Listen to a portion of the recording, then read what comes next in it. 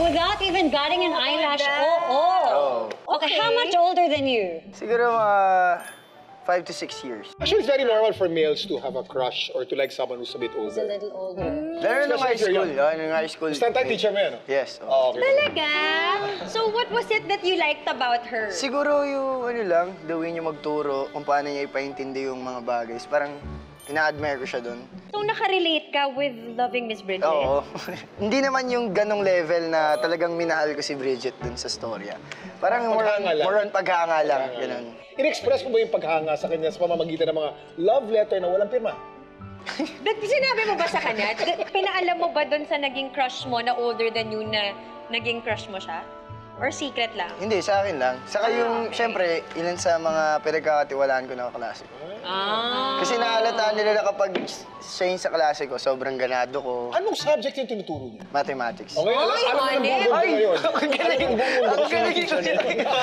Wait, Kim, hindi nila alam kung anong taon eh. So hindi pa rin sila masyado. Sabagay, Hindi pa nila Pero na-confirm yun. it's really good to be motivated, lalo na sa subject ng mathematics, ha? At sa higher level. Kasi mahirap ng algebra, Kuya Kim, di Of course. ba? That was my worst subject, algebra. Hirap na hirap ako dyan. So, perfect yung naging inspiration mo. So, Kelvin, tell them about your song. Saan ba ito mapapakinggan? And also your social media accounts.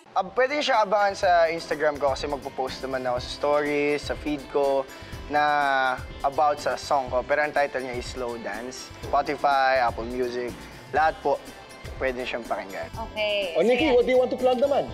Yes, abangan niyo po yung mga next kong shows. And please follow me sa social media accounts ko. Search nyo lang yung pangalan ko, Nikki ko. Makikita niyo po doon yung update. Ayan. Thank you, guys! Thanks so much, boys! Pars, thank you, ha? Thank Salamat you. din po. At saka kay Tabby. Maraming salamat din kay Tabby for joining us this morning. Sana ay marami kayong natutunan while having fun. And of course, huwag kalimutan to stay safe and healthy, mga Mars at Pars. Bukas magsama-sama ulit tayo sa Masayang Chikahan dito lang sa... Mars for more!